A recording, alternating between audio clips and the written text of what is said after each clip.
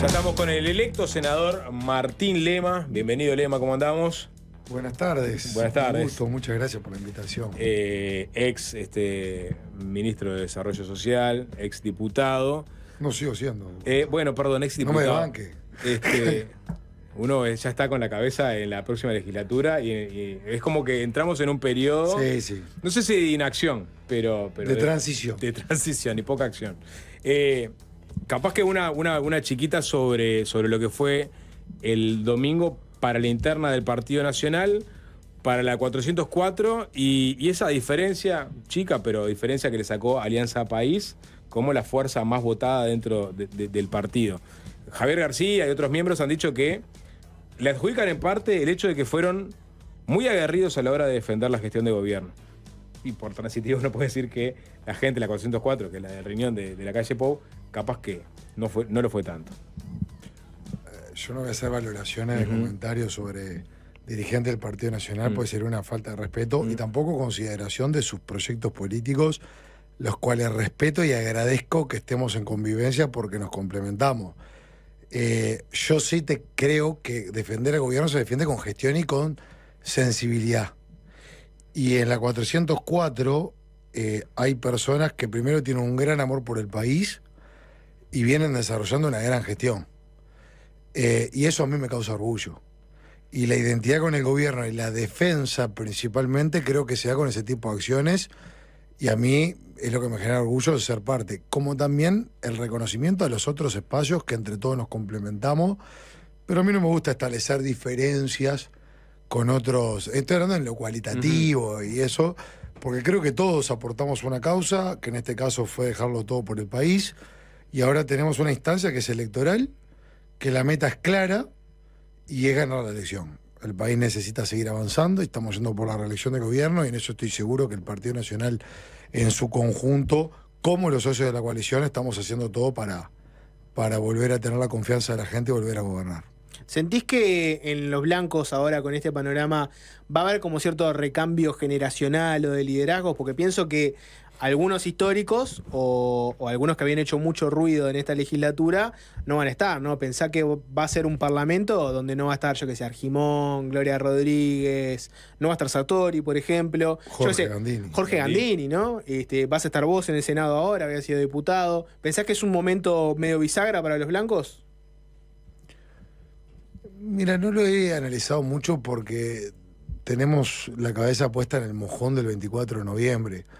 Lo que creo que hay distribuciones, estoy hablando en general, no poniéndole la persona, porque siempre detrás de una elección hay gente que tiene unas expectativas y ganas que podés quedar. Yo la primera vez que me tiré de diputado fue en el año 2009 y no salí. Y vos quedás con las ganas de estar en un lugar de eso, de desarrollar un lugar de eso y demás.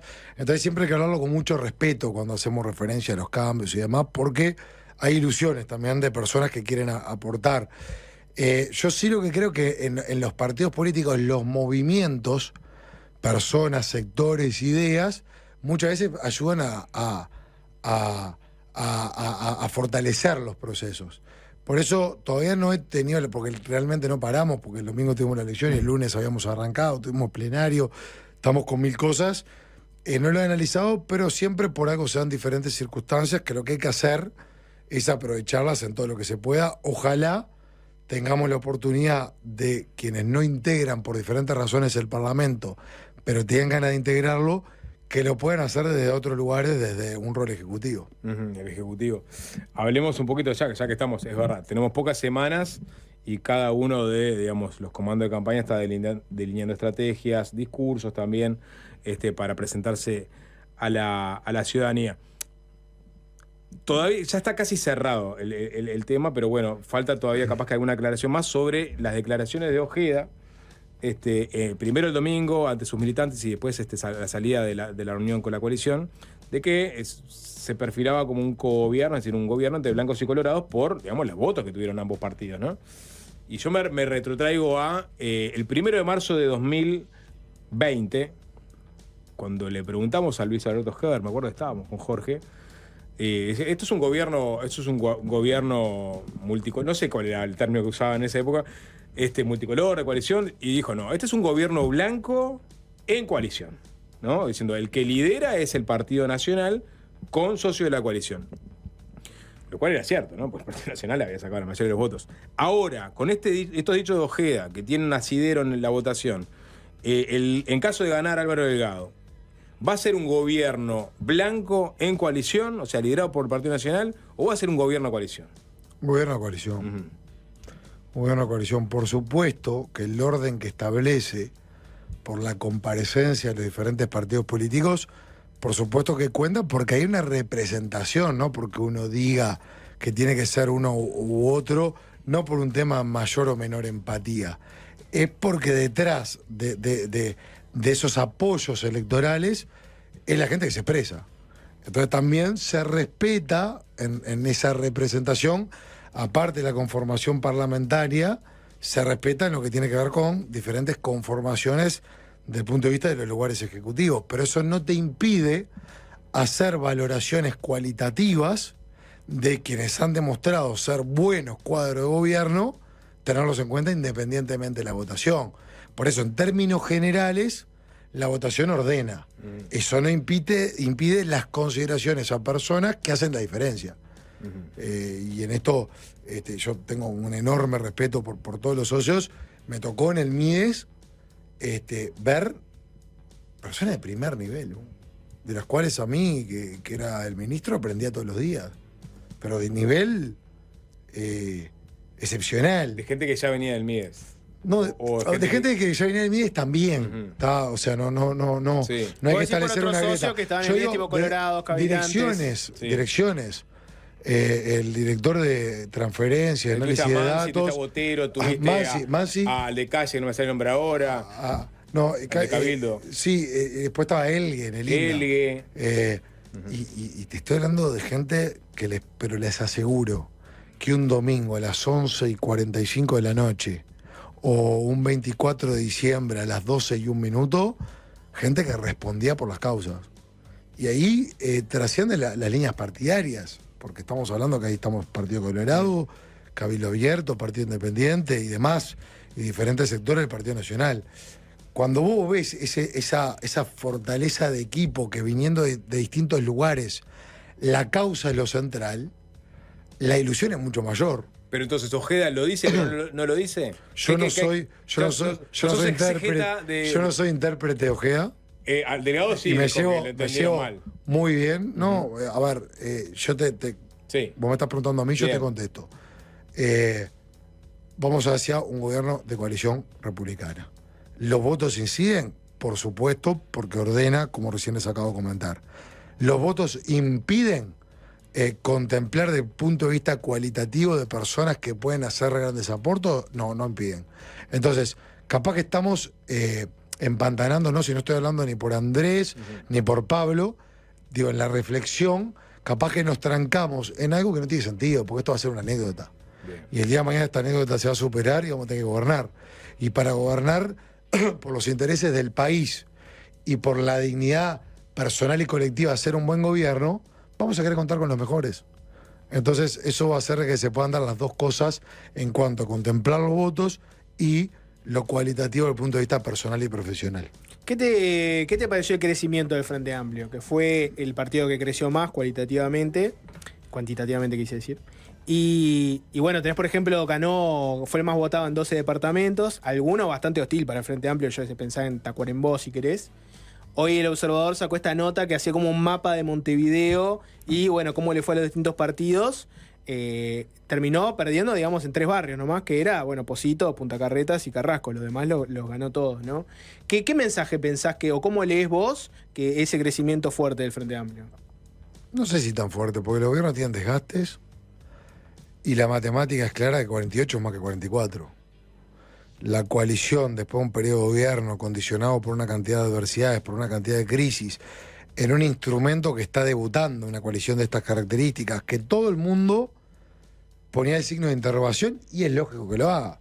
Arranca un gobierno de coalición desde puntos de partida tan distintos, o mejor dicho, no puntos de partida tan distintos, con muchos matices, si se quiere, y a los 13 días ese equipo heterogéneo tiene que enfrentar una pandemia, y después llevar adelante una ley de urgente consideración, y después una ley de presupuesto, y después una transformación educativa, y después una reforma de la seguridad social, y después las rendiciones de cuentas, y después todo lo que fue la voluntad popular sobre la LUC.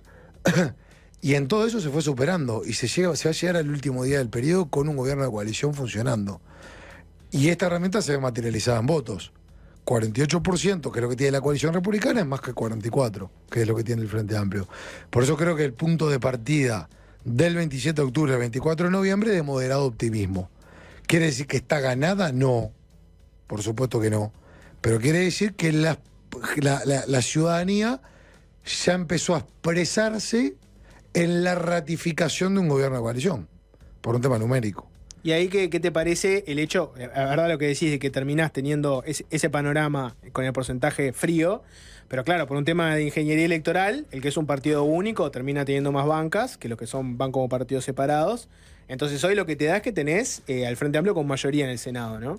Y eso para la gobernabilidad de una coalición, eventualmente se asume, le va a complicar mucho el panorama, ¿no? Pensá que ahí tenés cosas de los directores de entes, las venias, casi todas las cosas importantes que quieras aprobar, vas a necesitar que el Frente Amplio esté de acuerdo, ¿no? Ahí ¿cómo enfrentás ese desafío? Como lo tenemos que enfrentar todos, y las dos fórmulas que separan frente a la recta final, de que no hay mayoría parlamentaria.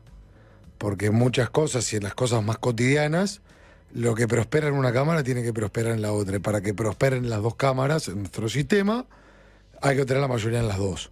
Entonces, el desafío para las dos fórmulas es poder concretar mayorías en este escenario. Claro, una ya tiene uno, ¿no? Bueno, no diputados importa, es más fácil pero negociar. buscar la mayoría. Todo bueno, pero cuando vos encontrás una sintonía en un acuerdo, Senado y diputados, si se pone de acuerdo la coalición con el Frente Amplio, puede ir como un tejo en las dos. No es no cambia nada una mayoría aislada, porque en realidad tarde o temprano el proceso se te interrumpe.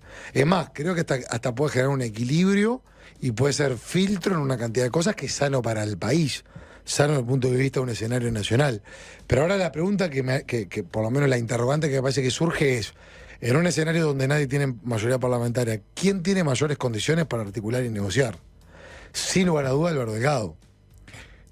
Y se puede establecer hay una cosa que es clara. Creo que en estos días, desde una fórmula y la otra, va a haber como una competencia mediática para ver quién tiene es más negociador, mayores posibilidades de negociación. Ahí en donde me refugio yo, en los hechos. Porque los hechos son contundentes. La capacidad de negociador de Álvaro Delgado es reconocida por ajenos, obviamente que por propio, pero hay dirigentes del Frente Amplio que han reconocido que Álvaro Delgado es un gran negociador. Dirigentes sindicales han reconocido que Álvaro Delgado es un negociador.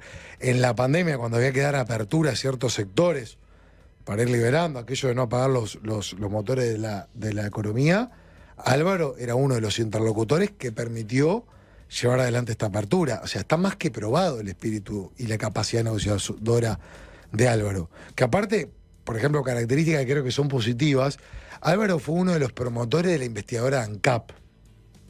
Y nunca se metió en el terreno personal para hacer valer el trabajo profesional de la investigadora. Para mí eso describe mucho.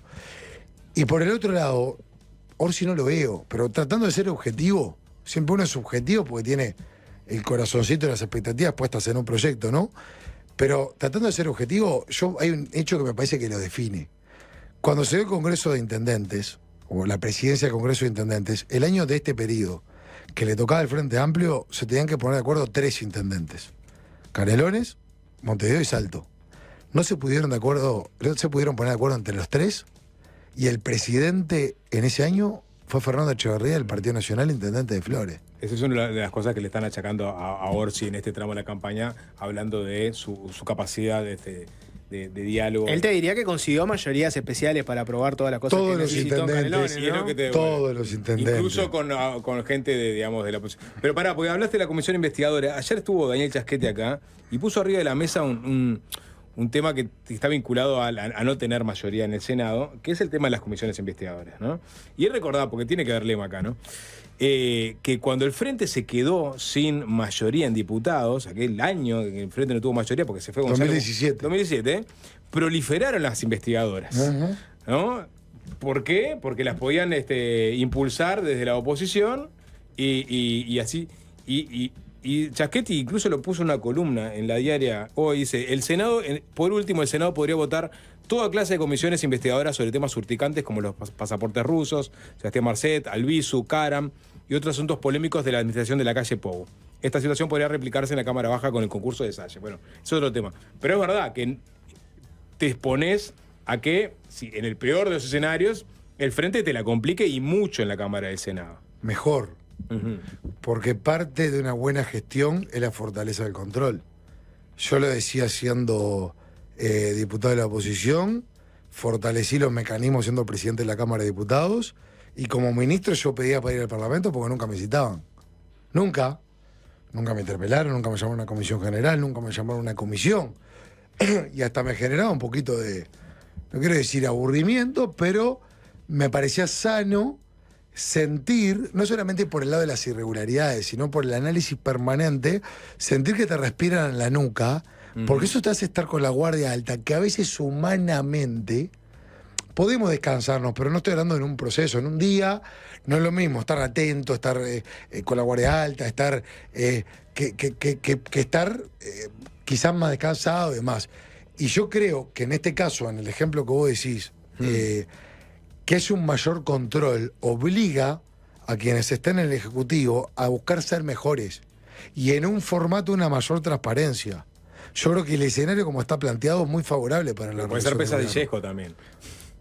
El que quiere estar en esto tiene que bancar lo que haya que bancar, si no, no se puede estar en esto. Y que haya una posición fuerte, controlando fuerte, es sano. Es sano. Pero no era un palo en la rueda, nefasto, del Frente Amplio pero lo que pasa es que sí, por supuesto. ¿No? Pero cambió el discurso. Antes que te hicieran la oposición fuerte era un palo en la rueda horrible y ahora está de más. Pero Jorge, cambió. A mí me tocó ser opositor. Y en base a la investigadora de ACE terminó todo el directorio afuera de cuando se terminó. Interpelando a un ministro, al ministro de Salud Pública el 21 de febrero de 2017. Después empezaron los IMAES cardiológicos en el interior del país que estaban prohibidos, estaban todos. Claro, pero eso es una cosa, yo te digo, a la hora de aprobar una ley, pero ¿sabes qué es el palo en la rueda para describirte? Sí. Y estar en los 13 días de un gobierno con una crisis sanitaria como la que teníamos, cuando las autoridades que dejaron el cargo nos decían que era más peligroso el dengue que el COVID, porque esto hay material de archivo, y que empiecen los caceroleos y a pedir deslealmente lo que sabían que no se podía dar de un día para el otro, eso es un palo en la rueda. Yo diría que es un gesto no patriótico. Claro, pero eso... Y el Frente lo tuvo. Eso fue algo del PIT-CNT y fue por fuera del Parlamento. No, el Frente también, y el Frente en muchas ocasiones fue muy poco patriótico en el desarrollo del gobierno. Y hubo gestos que tenían para mostrar el cariño por el país y ponerse contento cuando las cosas estaban bien y no lo tuvieron. Ejemplo, el Hospital del Cerro. ¿Cómo puedes explicar que no haya ido nadie?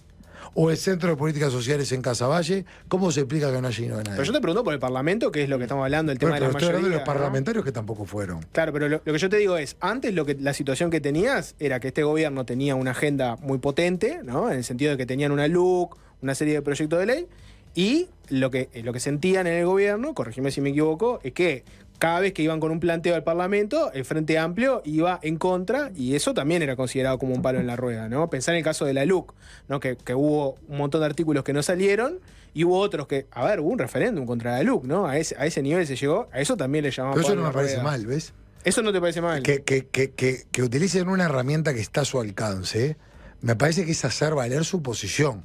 No me parece bien haber mentido para querer ganar esa batalla. Entonces lo que yo te pregunto es... Pero son dos cosas distintas. Por eso una cosa son las herramientas de control que bien utilizadas ayudan a mejorar la gestión, y otra cosa es hacer valer esas herramientas mintiendo como hizo el Frente Amplio. ¿Y qué pasa? Yo eso no estoy de acuerdo. ¿Qué pasa cuando ahora no tenés mayorías en el Senado y te vas a encontrar un panorama en el cual querés aprobar algo y el Frente Amplio te dicen no? ¿Cómo te enfrentás a ese? ¿Sabes qué pasa? Como lo mismo que prosperó el proyecto de infancia de Cristina Lustenberg. En la época, ella siendo, que yo me llevo muy bien y le tengo mucho afecto. Cuando el periodo pasado que empezó Cristina con este proyecto, con el Frente Amplio no lo pudo aprobar. Con la coalición republicana sí. Estuvo 4 años eso para salir, ¿no? Bueno, pero se aprobó en este gobierno. Arrancó, en el pasado no. Claro, arrancó en 2020 y terminó en 2024. Se aprobó, 4 años. Se aprobó en este gobierno, bueno, no te olvides que es un gobierno muy condicionado. En el año 2020, ¿cuál era el tema? La pandemia desde el punto de vista sanitario. En el año 2021, ¿cuál era el tema? La pandemia desde el punto de vista social. en el año 2022 que tuvimos la guerra que nos trajo los problemas que trajo a nivel mundial en una cantidad de países, con la suba de precios en nuestro país. En el año 2023, ¿qué nos pasó? Las sequías. O sea, si vos te pones a pensar, también a atender las demandas de circunstancias vinculadas a las crisis o a la adversidad, también nos lleva tiempo. No es más fácil decir, digo, entiendo que estamos en plena campaña, decir, bueno, las circunstancias nos obligan a ser muchos más negociadores en caso de ganar. También. No es el mejor escenario, pero no me queda otro. Pero nos hace bien a todos, ¿no? Sapo. Pero lo que te estoy diciendo es sí. Vamos a hablar una cosa clara. Vamos a poner los dos escenarios. El que le toque, en alguna cámara en el Parlamento va a tener que negociar. Eso hace que quienes están en carrera, los dos que llegaron, guste o no guste, te guste más, te guste menos, lo consideres necesario o no lo consideres necesario, estás obligado a hacerlo. Entonces el espíritu, ya que estás obligado a hacerlo, tiene que ser con la mejor, porque no tenés otra opción. Nosotros tenemos ganas de atravesar ese proceso, porque aparte, nosotros vamos a llegar con la coalición en el momento de mayor madurez para gobernar. Y el estar a nivel interno de coalición, en el momento de mayor madurez, permite muchísimo más serenidad para atender los puentes para lo que sería la oposición en el próximo periodo. Bien, me diste el pie perfecto. Juanjo, te voy a pedir el tuit de Alejo Gutiérrez, el ex intendente de Rocha, no sé si lo viste. No lo Alejo. vi. Hoy no hablé con Alejo. No hablaste con Alejo. Gran... Ese sería el logo de la coalición. Ahí lo podés ver en la republicana. pantalla por si te lo perdiste, ¿no?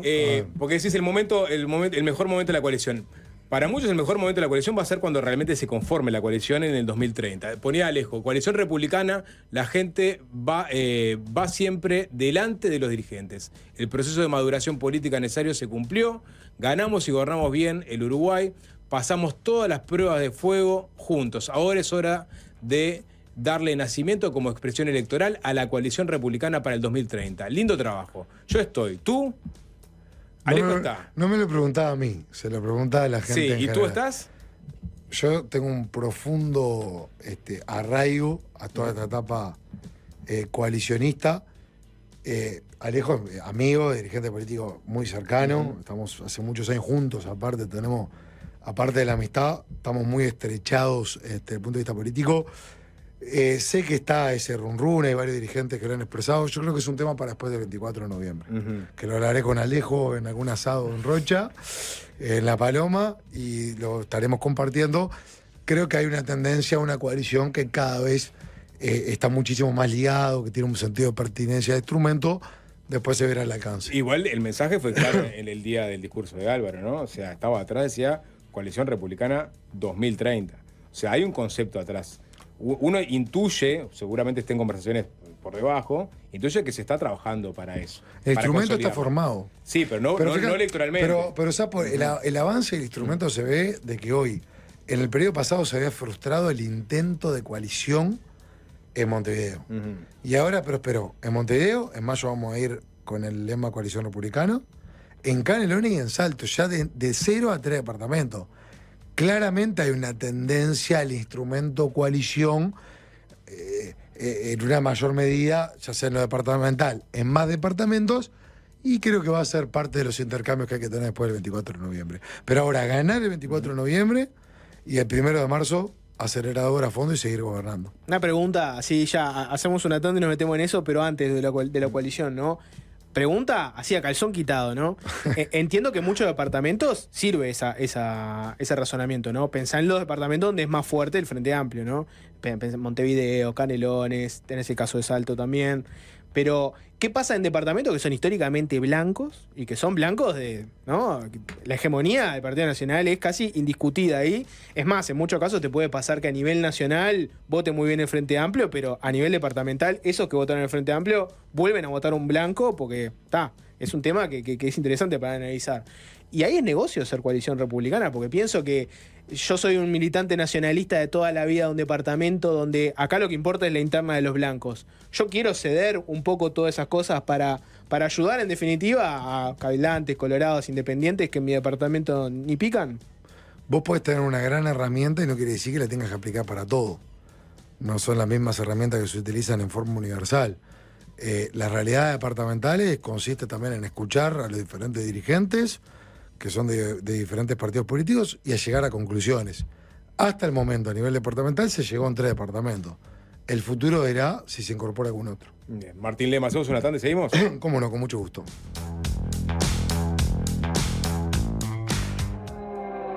Es fácil desviarse. Seguimos conversando con el diputado Martín Lema, electo senador por la 404. La pregunta que le hace todo el mundo a todos los 404 y no se responde es ¿qué va a hacer el presidente el 1 de marzo? ¿Va a ir a su banca? ¿Va a dirigir el partido de afuera? ¿Piensa ser coordinador de la coalición por parte del Partido Nacional? ¿Tienen una idea de eso? Nunca se habla por el presidente. Nunca se habla por el presidente. Bien. No, había que hacer la pregunta. Ahí había que dar esta respuesta. Y había que dar esa respuesta. Cumplimos los dos. Está bien, perfecto. O sea que queda por ahí la cosa. No, mira, yo sí lo que te voy a decir es, no sé qué va a hacer Luis. Luis es más líder que cualquier otra cosa. Por supuesto, presidente y todo. Y para liderar no necesitas un lugar que te avale. Una cosa es estar en un lugar para hacerlo valer, que puede ser mandar, que puede ser ejercer una jefatura, porque sos el que está más arriba jerárquicamente y demás. El liderazgo es otra cosa. ¿Qué es lo que nos tiene sin cuidado independientemente de lo que defina? El liderazgo que tiene. Yo estoy del año 2006 con Luis. Siempre digo, siempre fue un líder que se convirtió en candidato primero y en presidente después. Pero el común denominador es el liderazgo. Es un líder con todas las letras.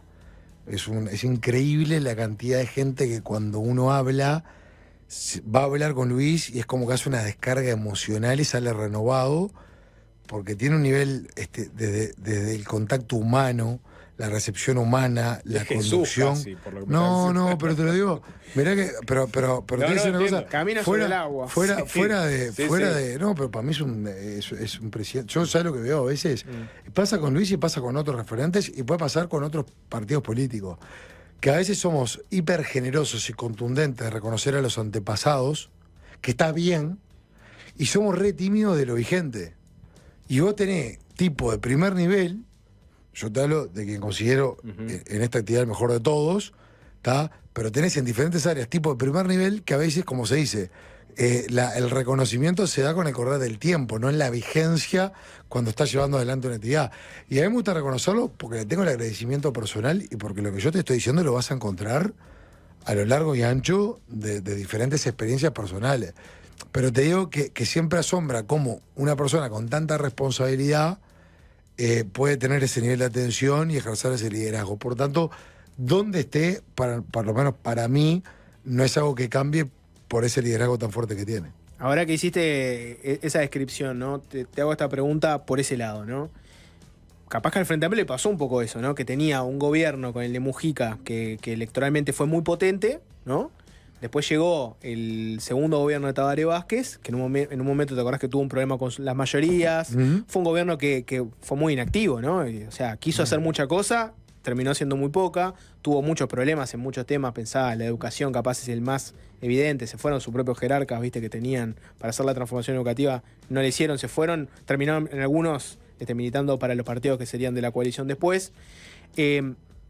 ¿No te parece que hay un riesgo de que este gobierno haya sido un gobierno que tuvo mayorías, un líder carismático como Lacalle Pou, y que después si viene Delgado en un gobierno que no tenga mayorías, que esté bastante trancado y con mucha dificultad, pierda un poco de inacción pensando en 2029? Es decir, ¿cómo evitás que tener un gobierno ahora medio flojo, medio complicado, con dificultades de aprobar cosas, y que cuando vuelva a Lacalle Pou eventualmente el 2029 se encuentre un panorama medio incierto? Primero que considero muy injusto no digo que lo estés haciendo vos, porque es lógico que son personas distintas las que está y las que aspira a estar. Es muy injusto la comparación porque son características muy distintas. Yo soy muy de los procesos. El proceso que comenzó Luis Lacalle Pou el 1 de marzo de 2020 sería realmente, a mi entender, muy injusto para con el país que termine el 1 de marzo de 2025. Porque el proceso tiene que trascender las personas. Lo que empezó con Luis y un gran equipo de la coalición debería continuar. Y debería continuar con las características. Con las características de Álvaro y de eventualmente el equipo que lo acompañe. Y si me preguntas, cuando miro para adelante, veo mucho más expectativas en el periodo que viene todavía que estas. porque en esta se echaron las raíces, se establecieron una cantidad de cimientos y se puso la casa en orden. Creo que el periodo que viene se va a sentir muchísimo más lo que fueron las acciones incluso implementadas en este periodo. Por tanto, más que el término comparación, creo que el término es complemento. Creo que lo que le puedo aportar a Álvaro es el complemento a este proceso que empezó el 1 de marzo de 2020, que yo entiendo que lo mejor para el país es la reelección, y que genera ilusión, y estoy seguro que va a dar muchos más frutos todavía el periodo que viene que los que pudimos materializar en este por un tema también de tiempos y de condicionamientos que le comentaba por las crisis. Alguna de los plebiscitos y algo de seguridad también, ¿no? Vos tuviste un plebiscito por la seguridad social, vamos a arrancar por ese, que en definitiva termina teniendo un apoyo bastante fuerte, ¿no? 4 de cada 10 uruguayos más o menos estaba a favor de este plebiscito, que desde el oficialismo te lo escribieron como un salto al vacío, inseguridad, era una irresponsabilidad, era algo que podía ser el fin de muchas cosas. Y interpela saber que 4 de cada 10 personas preferían dar un salto al vacío que apoyar la reforma que hizo este gobierno. ¿Pensás que si el gobierno que viene es de coalición tiene que cambiar algo la seguridad social o no? ¿O te parás y decís, bueno, está, 4 de cada 10 votaron esto, 6 de cada 10 no lo votaron? Muchachos, la mayoría se han hablado, queda la reforma de la seguridad social que nosotros hicimos tal cual. La mayoría reafirmó que vamos a la dirección correcta. Hay otras prioridades. Esta es una diferencia con el Frente. Ayer Daniel Cayeni, por ejemplo, hablaba de que, si bien la mayoría laudó, ¿no? Y parte del Frente había estado en contra de esto, por ejemplo, el tema de las jubilaciones mínimas había que trabajar para... Pero ¿quién va a estar en contra? Elevarla. Bueno, lo atan a la señal. Eso no es un cambio del esquema, del formato. Eso es tratar de aumentar, que de hecho en este gobierno se mejoró con lo que fuera la baja de impuestos del IRPF y el IAS, se mejoraron la cantidad de situaciones que antes no se daba esa mejora. Pero no eran las mínimas, ¿no? Pero yo te quiero decir que siempre vas a buscar cuando la economía te permite, porque mucho más a veces que las ideas aisladas es cómo lo instrumentás. Hace poco tiempo, es parte de las gran contradicciones de las circunstancias de la desorientación que tiene este Frente Amplio. Fíjate que O'Donnell hace unos días comentaba que no hay que darle tanta prioridad o dejar de lado un poco a las personas mayores para focalizarse en primera infancia. Lo decía O'Donnell, el que sería eventualmente ministro de Economía, entre otros representado a Cayani. Y ustedes me dicen que Cayani ayer hizo referencia a las jubilaciones. Entonces, sí, hay una contradicción a la primera infancia. Pero fíjate que el que quieren de ministro de Economía dijo directamente que eso hay que dejarlo de lado y hay que ir directamente a la primera infancia. Y acá hay un senador del sector mayoritario del Frente Amplio que lo que está estableciendo son destinar recursos que claramente de algún lado se restan, ¿no? Vos decís que porque acá no es todo suma. No es complementario. Pero el Frente de hoy es contradictorio, por supuesto. Yo creo que más que contradictorio está profundamente desorientado. Entonces, y porque no hay conducción. Entonces, la verdad pero díganme dónde encuentra la orientación si el que sería el ministro de Economía habla de dejar de lado personas mayores para ir a primera infancia. No dice que dejar de lado. Dice que tiene 2% de pobreza, más allá, que no es una prioridad. Más allá de eso, lamentablemente, que obviamente nos interpela, es un proceso de hace muchos años. En este gobierno que establecimos... es muy crítico con la rebaja del IAS, porque estás, beneficiando a una franja etaria que entendemos no que sufre el pobreza Frente Amplio critiquen porque ellos están acostumbrados a subir impuestos. Cuando hay baja de impuestos, critica. Pero cada uno... nosotros la apuesta es en lo posible seguir bajando impuestos. Sabemos que el Frente Amplio, por las conductas de administraciones anteriores, la tendencia era la suba de impuestos. Pero esa tendencia hay el una concepto del argumento de la baja del IAS. A ver, cuando muchas de los que se beneficiaron, que vayan y conozcan los hogares y cómo viven y cuánto mejoraron. Porque es muy fácil hablar de... Porque aparte no es solo eso. Quien lleva prestaciones, por ejemplo, de asistencia a la vejez o tarjeta Uruguay Social, que implica tener menores, pero otras circunstancias de vulnerabilidad, o asignaciones familiares plan de equidad, desde el año 2022, por ejemplo, acceden a la recarga de Supergas a un 50% de descuento. O sea que sumado a la baja de impuestos, este tipo de beneficios que antes no estaban. O 90% de energía eléctrica para poder regularizarse y no estar en negro. Pero, o sea, es una visión global. Es una visión global. es entendible que se critique. Pero sector, yo te estoy hablando de los más vulnerables. Y no, yo te hablo de más IAS. y menos vulnerables. Los que pagan IAS no están entre los más vulnerables, ¿no? Yo estoy hablando del IAS. pero te estoy diciendo asistencia a la vejez, que es quien recibe una prestación social del MIDES, ¿tá? O te saco, hay una política preventiva que beneficios como la recarga de Supergas Claro. también lo tienen destinatarios de asignaciones familiares del BPS hasta el primer escalafón, que no están en la total vulnerabilidad, porque se tuvo una postura de buscar situaciones preventivas. Y te voy a decir una cosa, la recarga de Supergas o el acceso a la energía eléctrica, que mejoró considerablemente en este gobierno, no entra en las mediciones de pobreza. Porque es lo cualitativo y no entra. Si nosotros fuéramos un gobierno para ciertos números nomás, y solamente quedarnos en la frialdad de los números, poníamos recursos más en lo que mueve la aguja de los números y no en cambiar para bien calidad de vida de la gente. Y apostamos a eso. Y seguridad alimentaria, que implica también personas mayores. Ahora se van a conocer datos. Todos los indicadores, por lo menos preliminares, lo que se conocía, es que Uruguay ha tenido enormes avances en este periodo en materia de seguridad alimentaria. Pero para ponerlo en blanco y negro, ¿no? Para hacerlo recontra claro, ¿no? Y hablando de lo del Supergas, te cuento una anécdota personal, ¿no? Yo conocí a una persona que trabajaba en ese ámbito y la verdad que te rompe el corazón la cantidad de gente que en pleno invierno te llama y te dice, todavía me queda del MIDES para pedir, porque les hace la diferencia. Son personas que la diferencia de pasar un invierno con frío o no es la recarga que tiene el MIDES. ¿Por qué le subiste? ¿Por qué sacaste el IAS a los jubilados que tienen más plata? En vez de agarrar y esa plata que hoy estás resignando, usarla toda para darle más recarga de Supergas a los que pasan un invierno con frío.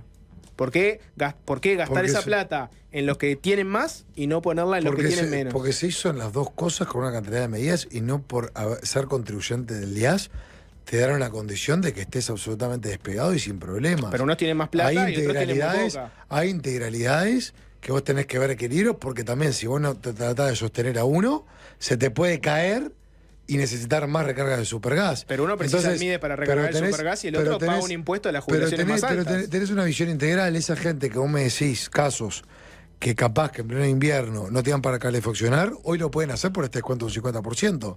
Te estoy hablando, Jorge, que en un escenario de mínima o de máxima vulnerabilidad se cubrió el 100%. No es que dejaste a uno un poquito más arriba para darle al otro. No, contemplaste el 100%. Claro, pero resignaste una plata. Energía eléctrica, pero te estoy diciendo todo beneficio. Alimentación. Se generaron 70.000 viandas nuevas por día. El año de mayor inseguridad alimentaria, según la FAO, lo empezamos a medir por el INE en este periodo, el año de mayor inseguridad alimentaria de los últimos años, no fue el año de la pandemia en nuestro país según FAO, fue el año 2016 y cerraron comedores. La FAO reconoció a Uruguay como el país de mayor desempeño en seguridad alimentaria. Todas esas cosas también. Pero implica personas mayores en claro, situación pero de vulnerabilidad. La pregunta acá es, ¿por qué si sabes que la gente más... Claro, es como que yo te diga que por qué haces una ruta, y haces una ruta porque también pasa el patrullero más ágil, porque pasa la ambulancia, porque el camión comercial, porque viene un inversor del exterior y ve que el país está en una situación próspera. No es una cosa o la otra, es una visión integral de país. La sensibilidad social que se tuvo en este periodo no se tuvo antes. Martín, tenemos poco tiempo y quedó allanamientos. No se aprobó el allanamiento. 2 sobre eso. Se militó poco por el plebiscito, la primera. Y la segunda, ¿queda la chance de por vía legislativa avanzar o no? Primero, la voluntad popular hay que respetarla, lo decíamos en todo tipo de instancias de estas características. Son instancias que es muy difícil muchas veces que prosperen, que aplica para todos los casos, ¿no? Como se habló por parte del Ministerio del Interior, y creo que estuvo el senador Camí, que lo militó mucho, basado en lo que fue la raíz que impulsó Jorge Larrañaga, hacía referencia siempre a una herramienta más. Esa herramienta ahora no se tiene.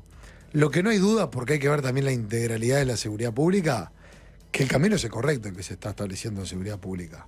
Que bajaron los delitos. Pero antes de ir a los delitos, allanamientos, o sea, hubo una instancia. Hubiera preferido tenerla que no.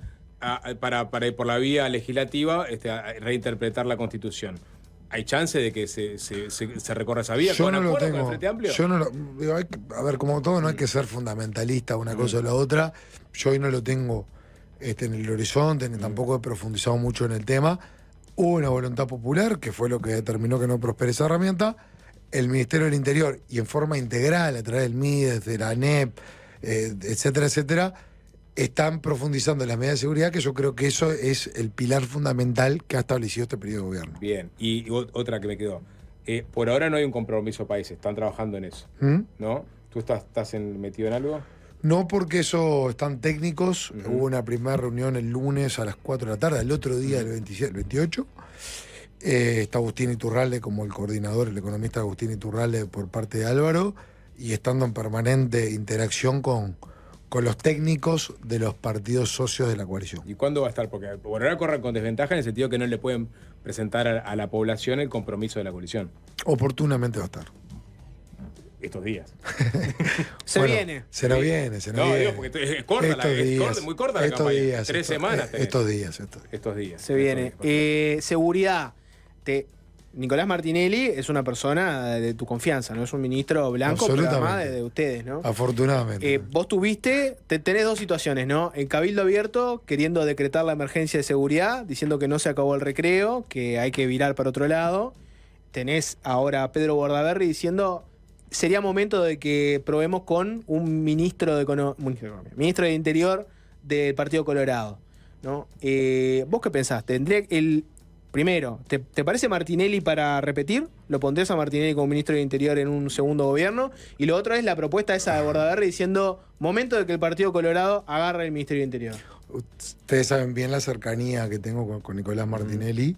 Lo veo entregarse y trabajar al mango a diario. Y está tan compenetrado en la seguridad de cada día y de cada minuto que no hemos tenido oportunidad de proyectar. Y en respeto a su trabajo y entrega permanente, yo prefiero no hacerlo. Oportunamente esas circunstancias se definen. Sobre lo que dice tanto Pedro Bordaberry como Manín de Ríos y demás, son expresiones que cada uno tiene el derecho a hacerlas y están en su legítima posibilidad de ejercerla. Mi posición es que estamos en el camino correcto por dos razones. Primero, porque se terminó la etapa del miedo a reprimir el delito. Acá el delito en esta etapa se reprime y no hay vuelta. Y se termina el tema ahí. ¿Vos decís que Bonomi tenía miedo a reprimir el delito? Sí, no, el Frente Amplio le tiene terror. No. El Frente Amplio tiene terror. Pero Bonomi, digo Bonomi, Bueno, yo estoy dando el Frente Amplio, porque pasó Bonomi, pues me pasaron otro. Bonomi fue el ministro del Frente Amplio. ¿Sabes qué? Me cuesta mucho. Pero pará, me cuesta mucho hacer referencia a alguien que no está con la posibilidad de defenderse. Pero hablemos de su gestión. Pero prefiero hablar de la gestión del Frente Amplio, porque pienso lo mismo Bonomi como de los otros que pueden haber estado. Personalizarlo en este momento, yo prefiero no hacerlo por un tema de que no tiene el derecho. Lo atacaron por izquierda, Bonomi por los operativos de saturación. Pero hay dos cosas. Por un lado, reprimir el delito. El Frente Amplio, si le tuvo miedo y le tiene miedo a reprimir el delito. De prosperar la fórmula Orsi-Cose, que yo creo que no va a prosperar, porque creo que vamos a ganar nosotros. Pero el partido hay que jugarlo, el resultado hay que construirlo. Claramente la represión baja muchísimos escalones. ¿Pero por qué? Porque tienen miedo a reprimir. Le tienen terror a reprimir. Hay que poner un argumento un poco más sólido. Pero porque lo tenían antes y porque fíjate el programa del Frente Amplio, decime dónde encontrás el término represión. El delito se reprime, punto. Pero y en los programas anteriores tampoco aparecía la represión y te digo, Bonomi inauguró los operativos de saturación que generaron el escosor de buena parte de la izquierda. Pero eso es una acción aislada. En términos generales hay terror a reprimir el delito por parte de Frente Amplio. Porque aparte voy a decir otra cosa, que acá sí corres por otra línea. Nunca se tuvo una política penitenciaria y postpenitenciaria como la que se tuvo ese gobierno, y puedo hablar con total propiedad, porque yo estando en el MIDES pedí la Dirección Nacional de Apoyo al Liberado, que estaba en la órbita del Ministerio del Interior, al MIDES. Y se estableció una política postpenitenciaria con 5 ejes que está dando resultados. Porque la visión de seguridad va mucho más allá del Ministerio del Interior. El Ministerio del Interior actúa cuando se produce el delito. La política más efectiva y eficiente de seguridad es la prevención de justamente que el delito no ocurra. Entonces, yo creo que este gobierno, con una pata represiva, sin temor a aplicarla, con esclarecimiento de los delitos, atrapando a los delincuentes y demás, y la pata complementaria de la rehabilitación y de esa política postpenitenciaria, creo que claramente estamos en la dirección correcta, y ahí los resultados, la baja de la rapiña, la baja de los hurtos, la baja de vejeatos y demás. La última, porque te faltó un delito ahí, ¿no? Las últimas cifras del Ministerio del Interior dan que ahora tenés un homicidio menos que el año pasado, y tenés la misma cantidad de homicidios de 2019, cuando terminó el gobierno del Frente Amplio, que como decís vos, tuvo terror a deprimir, fue un fracaso, etc. ¿Con qué métrica entendemos que tener la misma cantidad de homicidios que en 2019 y uno menos que el año pasado no es un fracaso? Métrica, porque no estamos hablando de un solo modelo, sino que estamos hablando de varios.